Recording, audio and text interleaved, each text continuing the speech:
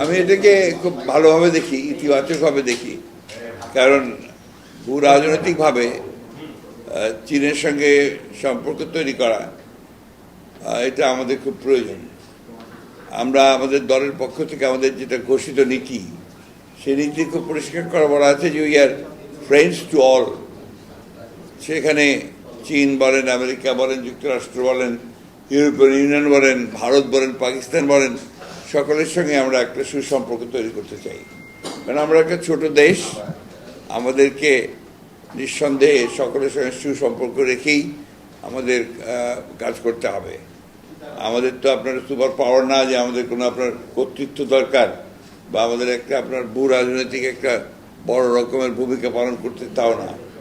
আমাদের স্বার্থে যেটুকু আমাদের দরকার তার জন্য আমাদের অবশ্যই, বিশেষ করে রিসোর্সফুল দেশ যেগুলো আছে, সম্পদশালী দেশ যেগুলো আছে, আপনার যেমন চীন আছে, আমেরিকা আছে, ইউরোপিয়ান ইউনিয়ন, ইউকে, প্রতিবেশী দেশ হিসেবে ভারত, পাকিস্তান, এমনকি মিয়ানমার, তাদের সঙ্গে আমাদের ভালো সম্পর্ক রাখা প্রয়োজন বলে আমরা মনে করি।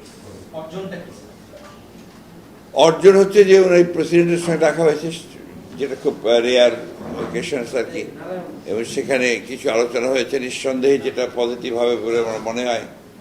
এবং আপনার কতগুলো যে আপনার স্মারক যেটাকে এমওইউ স্বাক্ষর হয়েছে, সেগুলো পজিটিভ, এবং আমি মনে করি এটা একটা পজিটিভ মেসেজ আমরা পেয়েছি আর কি।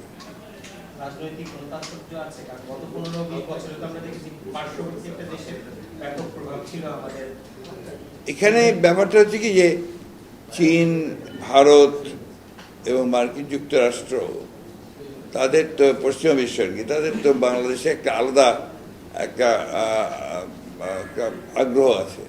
সে আগ্রহটা হচ্ছে যে প্যাসিফিক, ইন্দো প্যাসিফিক যে জোন, সেটার উপরে।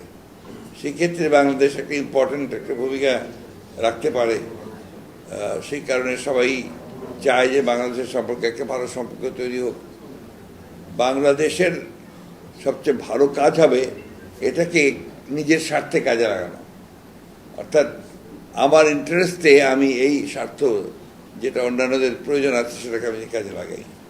সেটাকে আমরা কাজে লাগাতে পারলে আমি মনে হয় যে বাংলাদেশের জন্য ভালো হবে। 5 তারিখের পরে তো একটা মৌলিক পরিবর্তন হয়েছে। 5 তারিখের আগেই ছিল আপনার একটা পুরোপুরি একটা অটোক্রেটিক গভর্নমেন্ট, এবং যারা কাজ করতেন এই সময় অন্যান্য দেশগুলো, চীনও, তাদের যে ইনভেস্টমেন্ট দেখা যেত, সেই আমেরিকার সরকারের সঙ্গে ছাড়া তার বাইরে কোনো কিছু করতে পারতো না, সেই সুযোগ তাদের ছিল না। এবং তখন চীনও অন্য দলগুলোর সঙ্গে সম্পর্ক রাখে নাই, বাস্তবতা যেটা আর কি। আমরা তাদের অনেক পুরনো বন্ধু, আমাদের সঙ্গে কিন্তু তখন চীনের সম্পর্ক খুব কোল্ড ছিল। কিন্তু 5 তারিখের পরে সেটা সম্পূর্ণ বদলে যায়, এবং প্রথম যে আলোচনা যেটা আমাদের সঙ্গে তাদের হয়েছে, চীনের অ্যাম্বাসেডারের সঙ্গে আমার নিজের কথা হয়েছে, তার পরপর কতগুলো মিটিং হয়েছে, এবং আমাদের টিম গেছে, ডেলিগেশন গেছে, যাচ্ছে, আরও যাবে সামনে। তো এটা মনে হয় চীনের একটা প্র্যাগমেটিক যে পলিটিক্স, যেটা চীন সবসময় করে এসছে। চীনের রাজনীতি কিন্তু আপনার হচ্ছে বাস্তববাদী রাজনীতি, প্র্যাগমেটিক পলিটিক্স, সেটা চীন সবসময় করে। সেজন্য আমি চীনকে, আমি সবসময় এটাকে, তাদেরকে আমি মনে করি যে অ্যাপ্রিসিয়েট করার মতো। চীনের পলিটিক্সের মধ্যে আবেগ টাবেগ কম, আগে ছিল, বহু আগে। এখনটা পুরোপুরি হবে আপনার স্বার্থ সংশ্লিষ্ট তাদের নিজেদের।